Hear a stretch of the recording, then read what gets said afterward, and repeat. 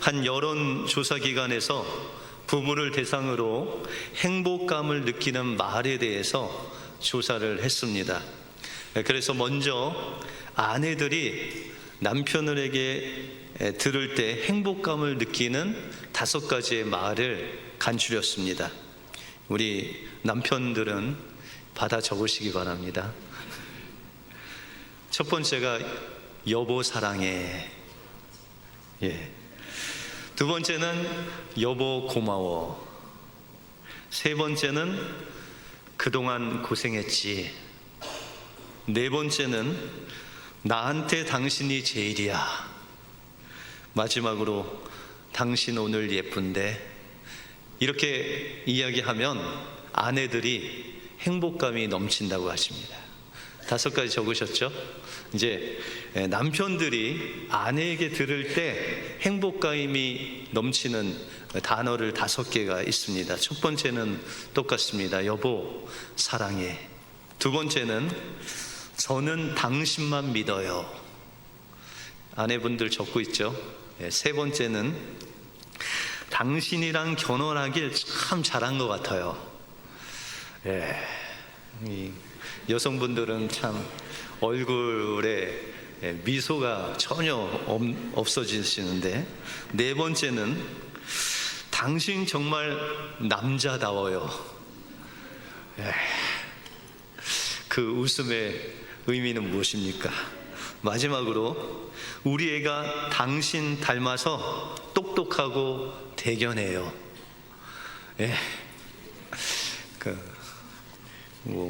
그 웃음의 의미는 한 번도 이런 말을 안 해보셨다는 아내들의 표정인 것 같습니다. 그런데 이 연구원들이 이 조사를 마치고 2가지 교훈을 받았다고 합니다. 첫 번째가 생각보다 아주 이런 작은 말에 행복감을 느낀다는 거죠. 뭐 선물을 해주고 뭐 많은 것을 주지 않고 그냥 작은 말 요 5개 중에 하나만 해도 행복하다, 이런 행복감을 느낀다는 거죠. 근데 두 번째가 문제입니다. 그럼에도 불구하고 이런 말들을 부부들이 거의 하지 않는다는 거예요. 그냥 말 한마디 하면 행복해지는데 이런 말을 하면은 온몸에 막 닭살이 돋든지 어렵다는 것이죠. 저도 가끔 뭐 아내보다는 이제 한국에 계신 어머니한테 전화를 하면 가끔 어머니가 아들아 사랑한다 그래요. 그러면 저도 엄마 사랑해요 라고 해야 되는데 그 말이 안 떨어지는, 뭔가 이 사랑한다고 얘기하기가 상당히 쑥스럽고 뭔가 이게 표현하기가 이렇게 되게 느끼한 그런 것들을 많이 이제 경험할 때가 있습니다. 그러면 어떻게 하면 이 단어를 사용할 수 있을까요? 사랑에도 연습이 필요하다라는 거예요. 이 자꾸 연습을 하는 거죠. 그러면은 이제 그게 되는 거죠. 여러분들 뭐 테니스를 배우시든지 뭐 스포츠를 배워도 계속 연습하시죠? 뭐 연습장이 또 많은데, 그렇게 이런 말의 표현도 연습과 훈련을 통해서 행복을 줄 수 있다면 연습해야 된다라는 것이죠. 마찬가지로 신앙도 그렇습니다. 신앙적인 말을 하는데 그냥 한 번에 되는 게 아니에요. 뭐 격려하고 칭찬하라고 하고 자꾸 세워주라고 하는데 뭐 해봤어야지 이게 되죠. 그러니까 그것을 계속 반복해서 훈련하고 연습할 때 우리는 하나님의 귀한 선한 일꾼이 될 수 있다 기억하시고, 여러분들 좋은 말, 행복한 말 연습하심으로 또 하나님께 사랑받는 여러분들의 삶이 되시길 주님의 이름으로 축원드립니다. 오늘 본문을 통해서 우리가 예수의 좋은 일꾼이 되기 위해서 우리는 어떤 사람이 되어야 되고, 또한 경건을 위해서 우리가 어떤 훈련을 해야 되는지 오늘 본문을 통해서 살펴보겠습니다. 먼저 예수의 선한 일꾼이 되기 위해서는 가르치는 것을 넘어서 깨우치는 사람이 되어야 된다라고 그렇게 말씀하고 있습니다. 오늘 6절에 보시면 내가 이것으로 형제를 깨우치면 그리스도 예수의 좋은 일꾼이 되어 믿음의 말씀과 내가 따르는 좋은 교훈으로 양육을 받으리라. 여기서 뭐라고 말씀하셨냐면 내가 이것으로 형제를 가르치면이 아니라 깨우치면이라고 말하고 있습니다. 여러분들, 가르치는 거하고 깨우치는 거하고 뭐가 다를까요? 엄마가 이 어린 아이하고 있습니다. 근데 엄마가 이제 아빠의 그 와이셔츠를 다리려고 다리미를 꺼내서 이제 다림질을 해요.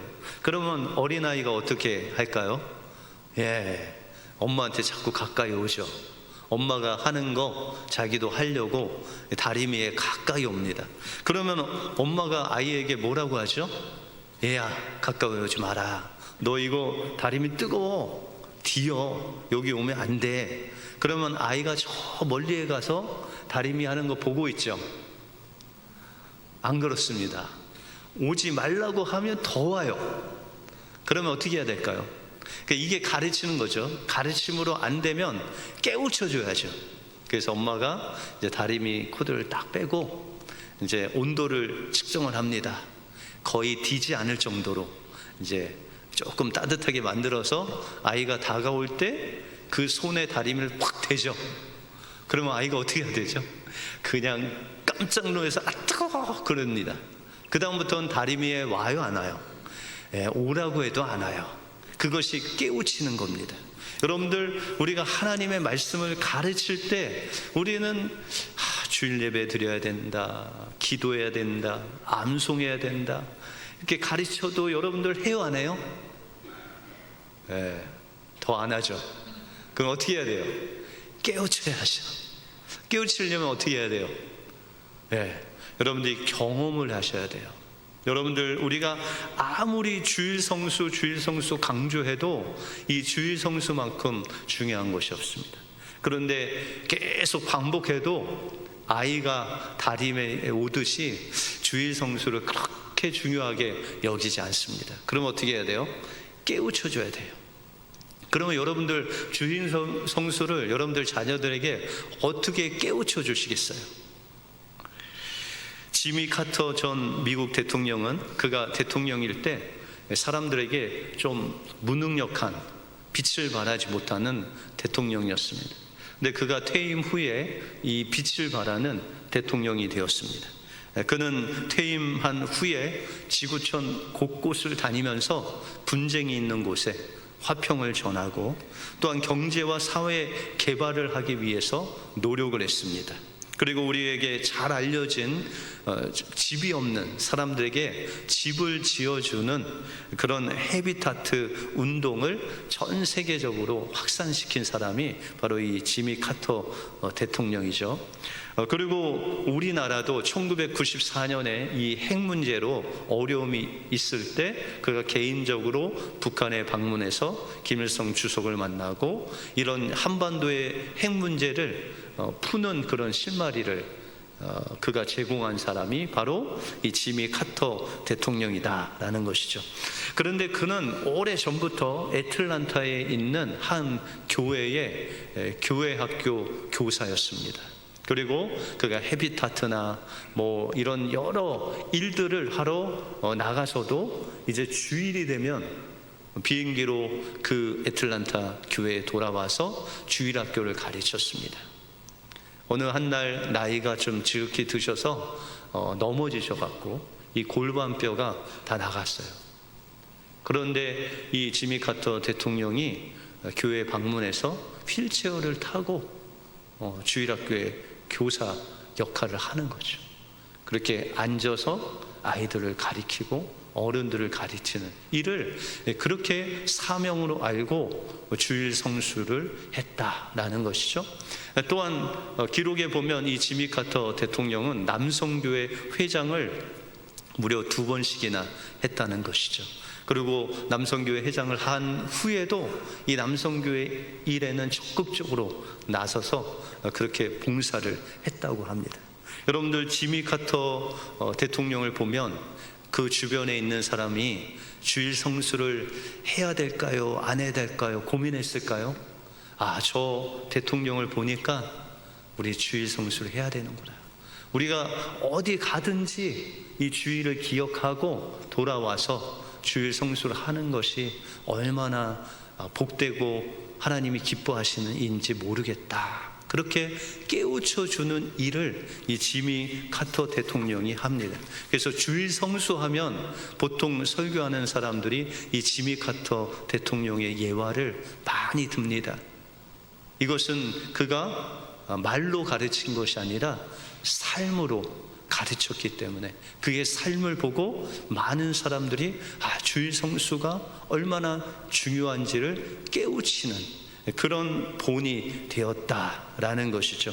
그러므로 여러분들, 우리에게 형제들에게 뭘 가르치고 또 하나님의 말씀을 깨우쳐 주기 위해서는 우리가 그 말씀을 우리의 삶 속에서 살아내는 겁니다.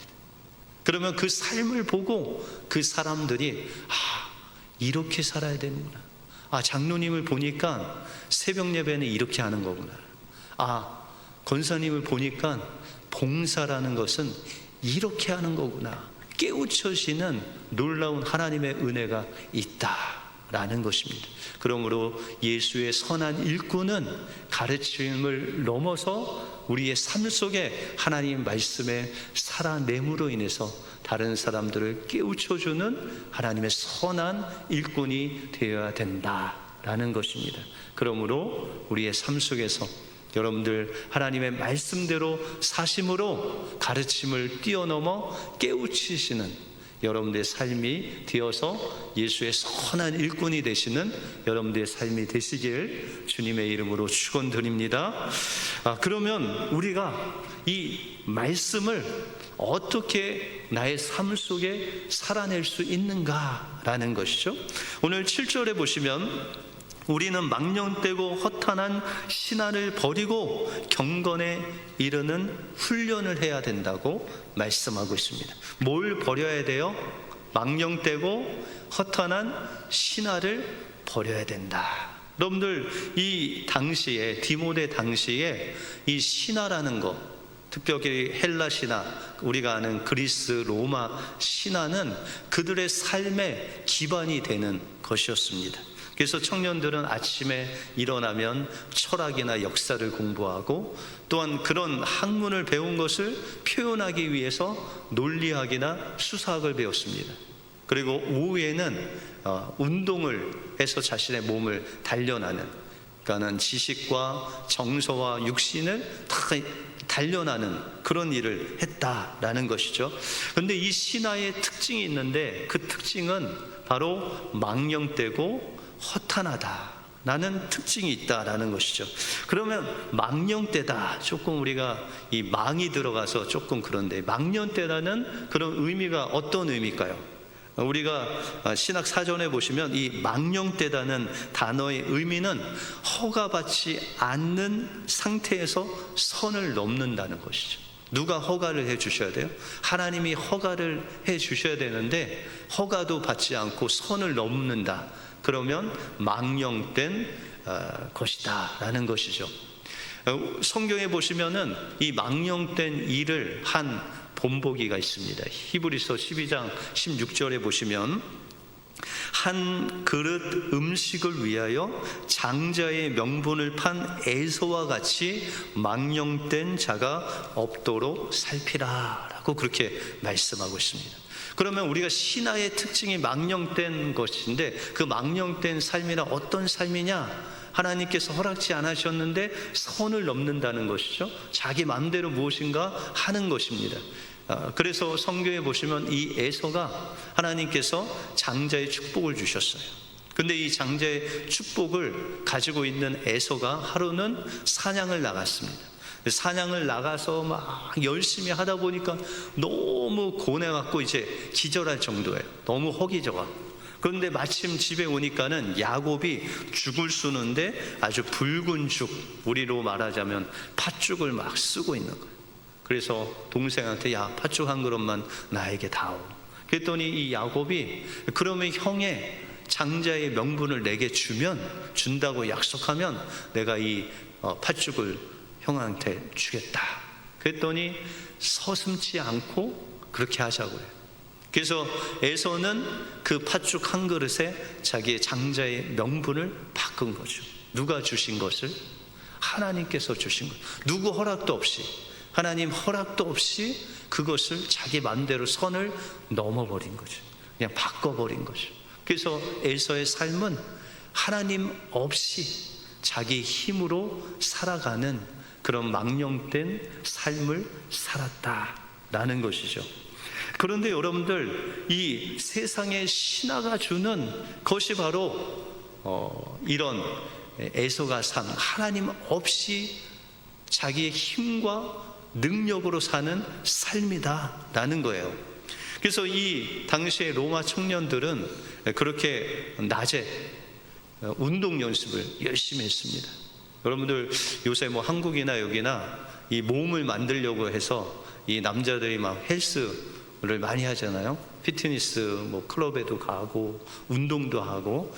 그런데 그 당시에도 그랬다는 거예요. 그래서 그들은 힘을 기르면은 그들이 용사가 돼서 전쟁에 참전하고 또 전쟁에서 승리하면 돌아와서 부와 명예를 누리는 그런 힘과 권력을 갖는 사람이 되었다라는 것이죠.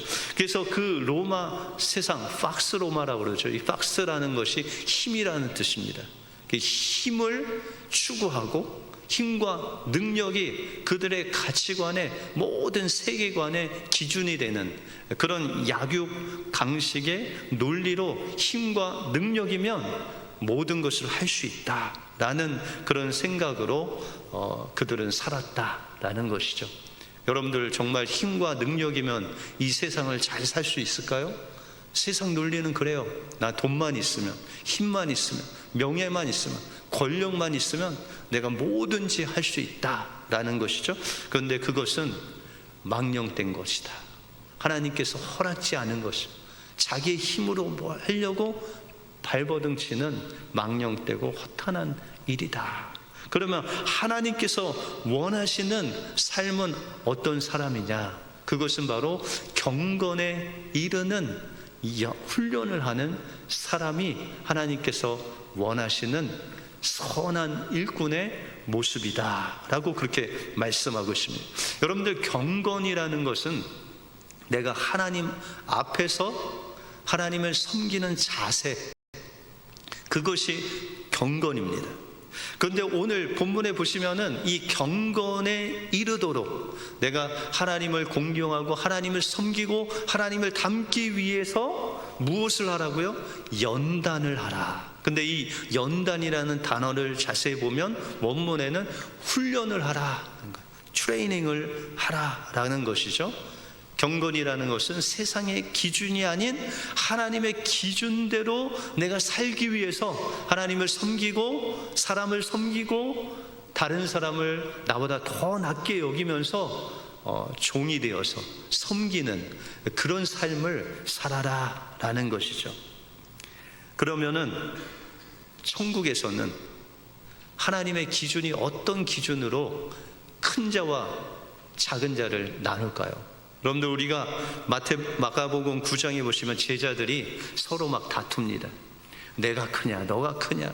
그런데 거기에도 치맛바람이 불어서 이 야고보와 요한의 어머니가 옵니다. 그리고 예수님을 만나서, 예수님, 장차 예수님이 저 천국의 보좌에 앉으시면 우편에는 내 큰아들, 좌편에는 내 작은 아들을 앉혀주십시오. 그렇게 청탁을 하죠. 그거를 보고 제자들이 더 분을 내서 막 싸우게 됩니다. 그때 예수님께서 제자들에게 천국에서 큰 자가 누구냐, 그러니까 서로 큰 자가 되겠다고 하니까 그러면 천국에서 누가 큰 자라는 것을 가르쳐 줍니다. 그러면서 어린 아이를 불러서 이 어린아이 하나를 영접하면, 어떤 성경에는 이 어린아이 하나에게 냉수 한 그릇이라도 너희가 섬기는 자가 천국에서 큰 자다라고 그렇게 말씀하고 있어요. 여러분들, 어린 아이를 영접하고 섬긴다는 것은 어떻게 보면 작은 일일 수도 있는데 내 자신을 완전히 낮추는 거죠. 어린 아이 수준으로 낮춰서 이 어린 아이, 어떻게 보면 약하고 보잘것없고 그런 아이지만 그 아이를 예수님을 섬기듯 그렇게 섬긴다는 것이죠. 그것이 바로 천국에서 큰 자의 모습이다. 여러분들, 세상 사람들이 말하는 큰 자는 힘과 능력과 물질이 막 많이 가져야 큰 자 같은데 천국은 그렇지 않다는 거예요. 그런데 이 천국에서 큰 자가 되기 위해서, 섬기는 자가 되기 위해서는 뭘 해야 돼요? 훈련을 해야 된다. 여러분들 8절에 보시면 육체의 연단은 약간의 유익이 있으나 경건은 범사에 유익하니 금생과 내생에 약속이 있다 라고 그렇게 말씀하고 있습니다. 여러분들, 육체의 훈련은 유익이 있다. 여러분들, 건강하려면 뭐 해야 돼요? 건강하시려면 뭐 해야 돼요? 천종 삼상을 막 먹어야 돼요? 예. 산삼만 먹어서는 안 되죠. 예. 운동을 해야 돼요. 그래서 의사들은 이야기하기를 뭐 영양제를 먹거나 뭐 보약을 먹어서 그 효과를 보려면 뭐하고 같이 해야 돼요? 영양제만 먹으면 안 되고, 예, 영양제 먹으면서 운동을 하면 그게 이제 몸에 흡수가 된대요. 여러분들, 보약만 막 먹고 운동 안 하시면 그 보약이 다 그냥 밑으로 다 없어진대요. 그러니까 그게 몸에 흡수하려면 운동이 필요하다라는 것이죠. 그래서 육체의 연습은 유익하죠. 여러분들, 육체의 연습은 건강해질 수 있고, 건강하면 정서가 맑아지고, 정서가 맑아지고 육체가 건강해지면 경제적인 효과가 아주 크게 일어날 수 있다라는 것이죠. 그런데 오늘 본문에 보시면은 이런 육체의 연단은 유익이 있는데 얼마큼 유익이 있대요? 약간의 유익이 있다. 그러니까 약간이라고 하니까는 조금 적다 이런 뜻으로 들리는데 그렇지는 않습니다. 여러분들, 운동도 하고 또 육체적인 연습을 하면 큰 유익이 우리에게 있다라는 것이죠. 여기서 약간이라는 것은 짧은 유익이라는 거예요. 짧은. 이 짧다는 것은 뭐하고 비교하면 짧냐면 영원하고 비교하니까 짧다는 거예요. 그러니까 이 짧다는 것은 여러분들의 한평생, 짧은 인생 속에서 유익하다라는 것이죠. 그런데 육체의 연습은 짧게 유익하다. 이 땅에서 없어진다는 거예요. 여러분들, 천국에 건강 갖고 갈 수 있어요? 물질 갖고 갈 수 있어요? 뭐 명예, 천국까지 갖고 갈 수 있어요?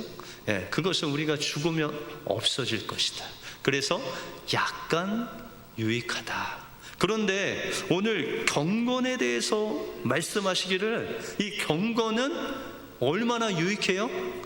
범사에 유익할 뿐만 아니라 금생과 내생에 영원하다, 유익하다 라고 그렇게 말씀하고 있습니다. 여러분들, 하나님 앞에서 암송하고 하나님 말씀대로 살아가는 것은 이 땅뿐만 아니라 그 내생 천국에까지 가는 거예요. 여러분들, 서로 사랑하고 또 섬기고 또 아껴주고 격려하는 것은 이 세상뿐만 아니라 천국 가서도 그 유익이 영원하다는 거예요. 여러분들, 하나님 오늘 찬양하는 찬양을 아름답게 들으셨는데, 여러분들 찬양 연습하는 거 아니에요? 그냥 노래 연습이 아닌 찬양 연습. 주님이 나의 노래가 된다는 것을 계속 연습하는 게 찬양이거든요. 그 찬양을 연습하면 어디까지 가느냐는 거죠. 천국 가면 찬양이 있을까요, 없을까요? 찬양이 있어요. 영원히 그 경건의 연습을 통해서 천국까지 이르러서 하나님 앞에서 찬양하는 그 놀라운 경건의 유익이 우리에게 있다라는 것이죠. 여러분들, 성경 암송하면 뒤돌아서면 잊어먹고 뒤돌아서면 잊어먹죠. 그런데 계속 반복하는 거죠. 그러면은 언젠가는 그 말씀이 우리 머리에 새겨지고 가슴에 새겨지고 여러분의 삶 속에 나타나는 놀라운 경건의 능력이 나타나게 되는 것입니다. 하루는 어떤 여자 집사님이 서울에 목회하시는 목사님께 상담을 요청함으로 왔습니다. 그 상담의 내용은 남편이 외도했다는 것이죠. 그것으로 인해서 가정이 완전히 풍비박산이 났어요. 거기에 있는 아들은 그 아버지의 외도를 보고 신앙을 떠나고 집을 떠나서 뿔뿔이 다 가족들이 흩어졌다라는 것이죠. 집사님이 기가 막히고 잠도 안 오고, 근데 집사님이니까 기도는 해야 되는데 기도가 안 되는 거예요.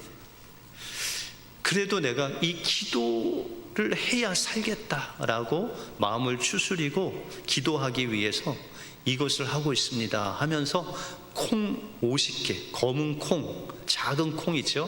그거를 50개를 보여주시더래요.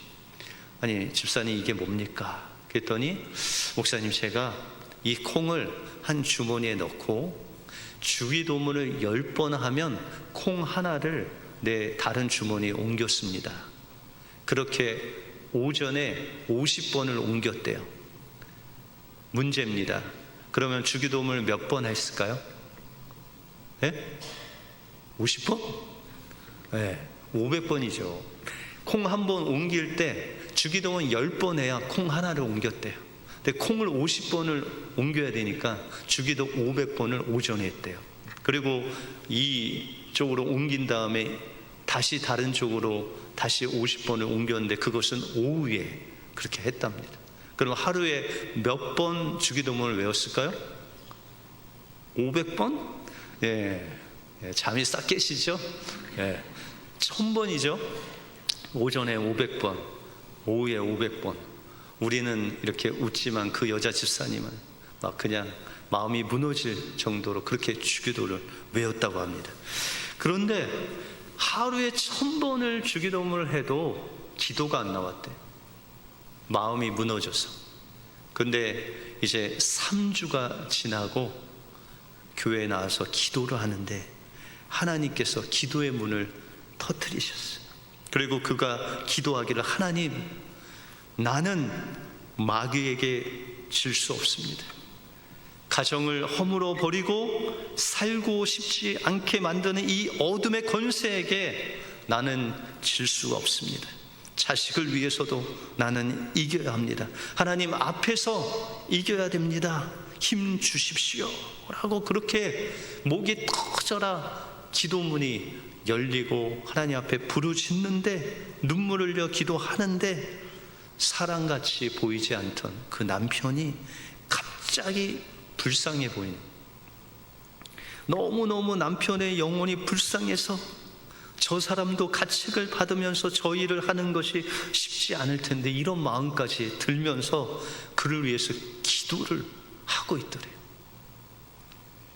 그러면서 그 집사님이 목사님에게, 목사님, 기도가 이렇게 어려운 줄 제가 처음 알았습니다. 목사님, 제가 용서가 이렇게 어려운지 내가 처음 알았습니다. 그 후에 그 남편이 용서를 빌고 하나님께 회개를 하고 그 가정이 다시 회복되는 놀라운 역사가 일어났습니다. 여러분들, 기도가 힘들죠? 찬양이 힘듭니다. 여러분들, 암송도 힘들어요. 그런데 우리가 예수 믿고 거듭나서 하나님의 자녀가 됐는데 아직 성장해야 될 어린 아이와 같다는 거예요. 그 어린 아이는 자라야 되죠. 자라기 위해서는 우리가 훈련해야 돼요. 그냥 가만히 기도한다고 해서 모든 것이 다 만사형통이 되는 것이 아니라, 목사님, 교회만 오면 맨날 그냥 싸우고 갈등이 일으켜서 저 혼자 신앙생활 할래요. 여러분들, 혼자 신앙생활 아무리 많이 해도 성장하지 않습니다. 왜냐하면 이곳에 주님이 계시기 때문입니다. 그래서 이곳에서 서로 갈등하고, 또 여러분들 밖에서 막 아주 걸쭉한 말을 하다가 교회에서 부드러운 말 하려니까 얼마나 어려워요. 훈련이 필요합니다. 계속 여러분들 다른 사람에게 상처 주는 말 하지 않기 위해서 수없이 결심하고 결단하고 기도해야 조금씩 말이 바뀌는 겁니다. 그런 수고와 몸부림을 통해서 하나님께서 여러분들을 하나님의 귀한 일꾼으로 만들어 가신다라는 것입니다. 예수의 선한 일꾼은 하나님의 말씀을 지식으로만 가진 사람이 아니라 다른 사람을 깨우쳐 주기 위해서 우리의 삶 속에서 하나님의 말씀을 실천하는 사람입니다. 그 말씀을 실천하기 위해서는 경건의 연습이 필요하다. 기도의 훈련이 필요하고 말씀 읽는 훈련이 필요하고 찬양하는 훈련이 필요하고 이 훈련을 통해서 하나님께서 여러분들을 예수의 가장 선한 좋은 일꾼으로 만들어 가신다라는 것을 기억하시고 경건의 훈련을 통해서 예수의 귀한 선한 일꾼이 되시는 여러분들의 삶이 되시길 주님의 이름으로 축원드립니다. 기도하겠습니다.